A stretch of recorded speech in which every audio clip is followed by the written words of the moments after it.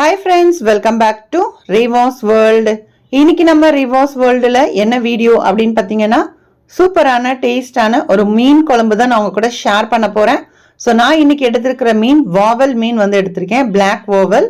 So இப்போ இது வந்து எப்படி செய்யறதுன்னு பார்க்கலாம். இப்போ ஒரு மிக்ஸி கப் எடுத்து வச்சிருக்கேன். அதுல 1/2 டீஸ்பூன் அளவுக்கு மிளகு, 1 டீஸ்பூன் ஜீரகம் வந்து சேர்த்துக்கலாம், 1 டீஸ்பூன் பெருஞ்சீரகம். இப்போ இதுல பெரிய வெங்காயத்துல வந்து ஒரு பெரிய வெங்காயமா வந்து நல்ல நீல வாக்குல கட் பண்ணியிருக்கேன், அதையுமே நம்ம இதுல சேர்த்துக்கலாம். ஸோ இப்போ இதை வந்து சேர்த்ததுக்கு அப்புறமா கொஞ்சமா பூண்டு, ஒரு 4ல இருந்து 5 பூண்டு பல் வந்து சேர்த்துக்குவோம். அதே மாதிரி இஞ்சி, ஒரு சின்ன துண்டு வந்து இஞ்சியை பொடிசா கட் பண்ணிட்டு அதையுமே சேர்த்துக்கலாம். இப்போ இதுல காரத்துக்கு ஏற்ப மிளகாத்தூள் வந்து சேர்த்துக்குவோம். இன்னைக்கு நான் 2 டீஸ்பூன் அளவுக்கு மிளகாத்தூள் வந்து சேர்த்துக்கிறேன். ஸோ நீங்கள் காஷ்மீரி மிளகாத்தூள் இருந்துச்சு அப்படின்னா அது வந்து பார்க்குறதுக்கு ரொம்ப கலர்ஃபுல்லாக இருக்கும். ஸோ அது இருந்துச்சு அப்படின்னா சேர்த்துக்கோங்க. இப்போ மல்லிப்பொடி ஒரு 4 டீஸ்பூன் அளவுக்கு மல்லிப்பொடி வந்து சேர்த்துக்கிறேன். இப்போ இதில் கொஞ்சமாக கருவேப்பிலை சேர்த்துக்கோங்க. கருவேப்பிலை சேர்த்துட்டு கொஞ்சம் தண்ணியும் சேர்த்து நல்லா ஃபைன் பேஸ்ட்டாக நல்லா அரைச்சி எடுத்துக்கலாம். ஒரு சைடில் கொஞ்சம் புளி வந்து ஊற வச்சுக்கலாம். ஒரு சின்ன எலுமிச்சங்காய் அளவுக்கு புளி ஊற வச்சுக்கோங்க. இப்போ இந்த மாதிரி நல்லா ஃபைன் பேஸ்ட்டாக அரைச்சி ரெடி பண்ணிக்கலாம். அதே மாதிரி புளியுமே கரைச்சி எடுத்து வச்சுக்கோங்க. இப்போ மீன் குழம்பு செய்கிறதுக்கு இன்றைக்கி நான் மண் பாத்திரம் வந்து எடுத்து வச்சுருக்கிறேன். ஸோ அதில் தேவையான அளவுக்கு எண்ணெய் சேர்த்துக்கோங்க. முடிஞ்சால் நல்லெண்ணெய் வந்து சேர்த்துக்கலாம். 1/2 டீஸ்பூன் வந்து வெந்தயம் சேர்த்துக்கோங்க. அதிகமாக சேர்க்க வேண்டாம், இந்த அளவு சேர்த்திங்கன்னா கரெக்டாக இருக்கும். 1/2 டீஸ்பூன் வெந்தயம், 1/2 டீஸ்பூன் வந்து சீரகம் வந்து சேர்த்துக்கிறேன். சேர்த்துட்டு இது ரெண்டுமே நல்லா பொரிஞ்சு வரட்டும். ஒரு 2 காஞ்ச மிளகாவை அப்படியே சேர்த்துக்கிறேன்.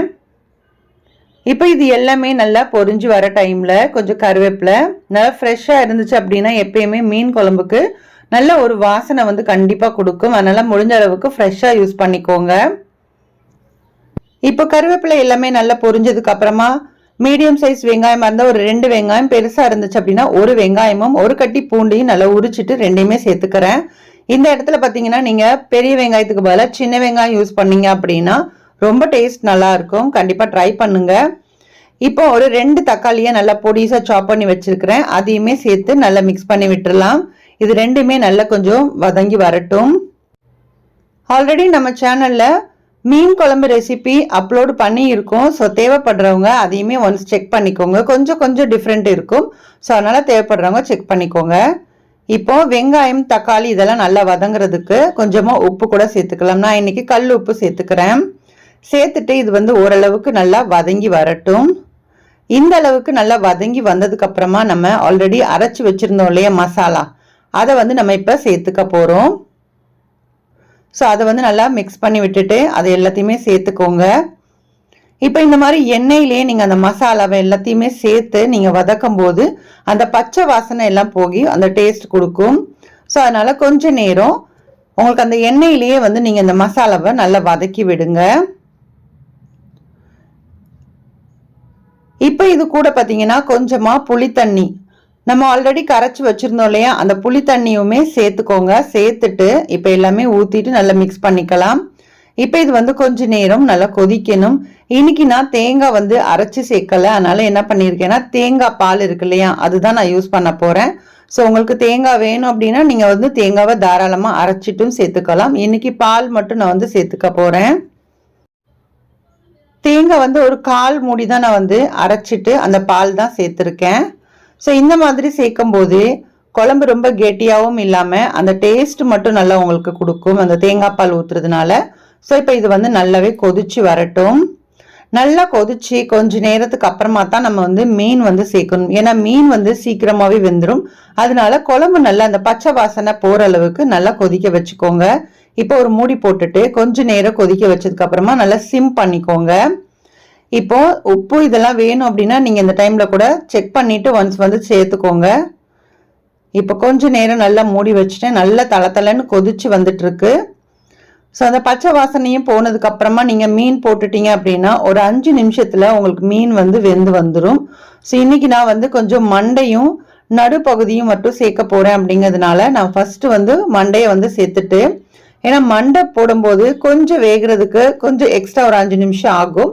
ஸோ அதனால என்ன பண்ணியிருக்கேன் அப்படின்னா ஃபர்ஸ்ட்ல ஒரு 5 நிமிஷத்துக்கு முன்னாடியே மண்டையை சேர்த்துட்டேன். அதுக்கப்புறமா வந்து மிச்ச மீனை வந்து சேர்த்துட்டு அதுக்கப்புறமா கொஞ்சம் நேரம் சிம் பண்ணி வச்சிருங்க. அது தாராளமாக வந்து சிம்மில் இருக்கும்போது உங்களுக்கு நல்லா சூப்பராக வெந்து வந்துடும். ஸோ அதனால் ஃபாஸ்ட்டாக வச்சிட்டோம் அப்படின்னா குழம்பு எல்லாமே வந்து ரொம்ப கெட்டியாயிரும் இல்லையா, அதுக்காக. அதே மாதிரி மீனுமே உங்களுக்கு பிரிஞ்சு போயிடக்கூடாது இல்லையா, அதனால அந்த மாதிரி வச்சுக்கோங்க. இப்போ இது வந்து ரெடி ஆகிட்டு இருக்கிற டைமில் தாளிப்பு ரெடி பண்ணிக்கலாம். ஒரு கடாயில் கொஞ்சமாக எண்ணெய் சேர்த்துக்கோங்க, கடுகு உளுத்தம்பருப்பு, வேணும் அப்படின்னா நீங்கள் வெந்தயம் சேர்த்துக்கோங்க. ஒரு 2 வெந்தயம் சேர்த்துட்டு சின்ன வெங்காயம் இருந்தால் நல்லா சின்ன வெங்காயம் தாராளமாக ஒரு 4-5 சின்ன வெங்காயத்தை பொடிசாக சாப் பண்ணிவிட்டு அதையும் சேர்த்துக்கோங்க. 2 கருவேப்பிலை, இது எல்லாத்தையுமே சேர்த்து நல்லா பொரிஞ்சு அந்த கலர் மாறி வரணும். அந்த வாசனை வரும்போது ஆல்ரெடி நம்ம ரெடி பண்ணி வச்சிருக்கிற மீன் குழம்புல நம்ம சேர்த்துக்கலாம். ஆல்ரெடி நம்ம ஃபர்ஸ்ட்லேயே வந்து வெந்தயம் எல்லாம் தாளிச்சு தான் செஞ்சோம். சப்போஸ் வேண்டாங்கிறவங்க நீங்கள் இந்த தாளிப்பை ஸ்கிப் பண்ணிக்கலாம். ஆனால் இந்த மாதிரி நீங்கள் மேலே தாளிச்சு கொட்டி வைக்கும்போது பார்க்குறதுக்கும் நல்லாயிருக்கும், அதே மாதிரி அந்த வாசனை உங்களுக்கு ரொம்ப நல்லாயிருக்கும், டேஸ்ட்டுமே நல்லாயிருக்கும். கண்டிப்பாக ட்ரை பண்ணுங்கள். இன்னைக்கு நம்ம பிளாக் வாவல் மீனில் செஞ்ச இந்த மீன் குழம்பு உங்களுக்கு பிடிச்சிருக்கும் அப்படின்னு நினைக்கிறேன். வீடியோ பிடிச்சிருந்தா வீடியோக்கு ஒரு லைக் கொடுங்க. உங்கள் ஃப்ரெண்ட்ஸ் அண்ட் ஃபேமிலிஸ் கூட முடிஞ்ச அளவுக்கு ஷேர் பண்ணுங்க. இது வரைக்கும் நம்மளோட ரிவாஸ் வேர்ல்ட் சேனலை சப்ஸ்கிரைப் பண்ணலன்னா சப்ஸ்கிரைப் பண்ணிட்டு சப்போர்ட் பண்ணுங்க. தேங்க்யூ.